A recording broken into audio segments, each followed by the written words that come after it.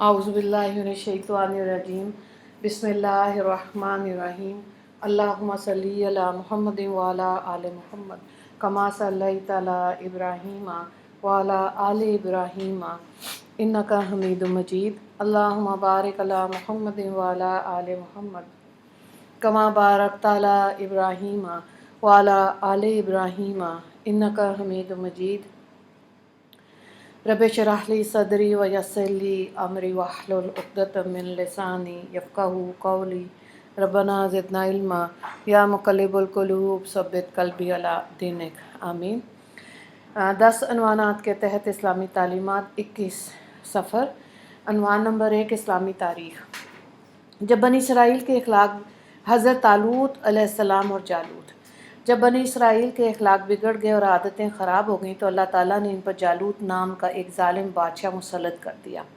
جالوت نے ان پر بڑا ظلم کیا اور انہیں اپنا غلام بنا لیا۔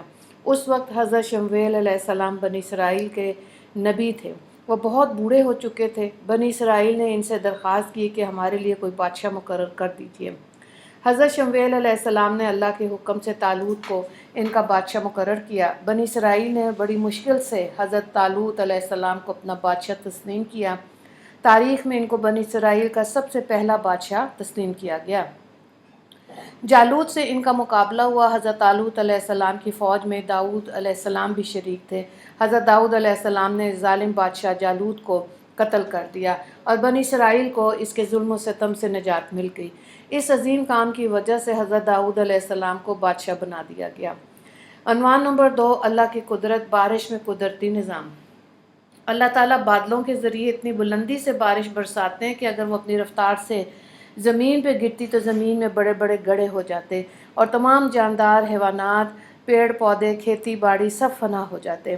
لیکن اللہ تعالیٰ نے فضا میں اپنی قدرت سے اتنی رکاوٹیں کھڑی کر دی ہیں کہ تیز رفتار بارش ان سے گزر کر جب زمین پر آتی ہے تو انتہائی دھیمی ہو جاتی ہے، جس سے زمین کی تمام چیزیں تباہ و برباد ہونے سے محفوظ ہو جاتی ہیں۔ بے شک یہ اللہ کا قدرتی نظام ہے جو بارش کو اتنے اچھے انداز میں برساتا ہے۔ عنوان نمبر 3 ایک فرض کے بارے میں صلہ رحمی کرنا۔ قرآن میں اللہ تعالیٰ فرماتا ہے جو لوگ اللہ کے عہد کو توڑتے ہیں، اس کے مضبوط کر لینے کے بعد ان تعلقات کو توڑتے ہیں جن کے جوڑنے کا اللہ تعالیٰ نے حکم دیا اور زمین میں فساد مچاتے ہیں، یہی لوگ نقصان اٹھانے والے ہیں۔ سورہ البقرہ آیت نمبر 27۔ مفہوم یہ کہ رشتے، ناطے، تعلقات کو برقرار رکھنا اور اس کو ختم نہ کرنا بہت ضروری ہے۔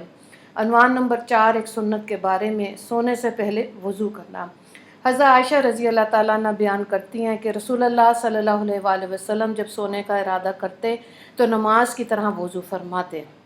عنوان نمبر 5 ایک اہم عمل کی فضیلت، پریشان حال کی مدد کرنا۔ حضرت انس بن مالک رضی اللہ تعالیٰ عنہ کی روایت ہے بہقی سے، رسول اللہ صلی اللہ علیہ وآلہ وسلم نے فرمایا جو شخص کسی پریشان حال آدمی کی مدد کرے اللہ تعالیٰ اس کے لیے 73 مغفرت لکھے گا، جن میں ایک مغفرت تو اس کے تمام کاموں کی اصلاح کے لیے کافی ہے اور 72 مغفرت قیامت کے دن ان کے لیے درجات ہو جائیں گے۔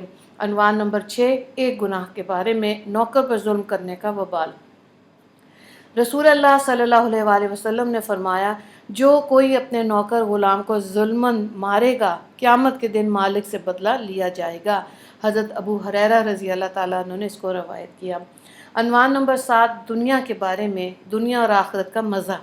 مسند احمد کی حدیث ہے، حضرت ابو مالک اشعری رضی اللہ تعالیٰ عنہ کی جب وفات کا وقت قریب آیا تو فرمایا اے لوگو تم دوسروں کو یہ بات پہنچا دینا کہ میں نے رسول اللہ صلی اللہ علیہ وآلہ وسلم کو یہ فرماتے ہوئے سنا کہ دنیا کی مٹھاس آخرت کی کڑواہٹ ہے اور دنیا کی کڑواہٹ آخرت کی مٹھاس ہے۔ عنوان نمبر 8 آخرت کے بارے میں، اہل ایمان کا جنت میں داخلہ ہونا۔ قرآن میں اللہ تعالیٰ فرماتا ہے اے میرے بندو آج نہ تم کو کوئی خوف ہوگا نہ تم کسی طرح غم میں ہوگے، یہ وہ بندے ہیں جو ہماری آیتوں پر ایمان لائے اور فرما بردار رہے، جاؤ تم اور تمہاری بیویاں خوشی خوشی جنت میں داخل ہو جاؤ۔ سورہ زخرف آیت نمبر 68، 69، 70۔ عنوان نمبر 9 طب نبوی سے علاج، شراب سے علاج کی ممانعت۔ حضرت وائل الحجری رضی اللہ تعالیٰ عنہ نے مسلم میں روایت کی کہ ایک شخص نے رسول اللہ صلی اللہ علیہ وسلم سے شراب کے بارے میں سوال کیا تو آپ صلی اللہ علیہ وسلم نے اس کے استعمال سے منع فرمایا۔ پھر وہ شخص کہنے لگا ہم دعا کے طور پر اس کو استعمال کریں گے، تو آپ صلی اللہ علیہ وسلم نے فرمایا یہ دوا ہے ہی نہیں بلکہ یہ بیماری ہے۔ عنوان نمبر 10، قرآن کی نصیحت۔ قرآن میں اللہ تعالیٰ فرماتا ہے تو میری نعمتوں پر مجھے یاد کرو، میں بھی تمہیں یاد کروں گا، اور میری احسانات کا شکر ادا کرو اور نافرمانی مت کیا کرو۔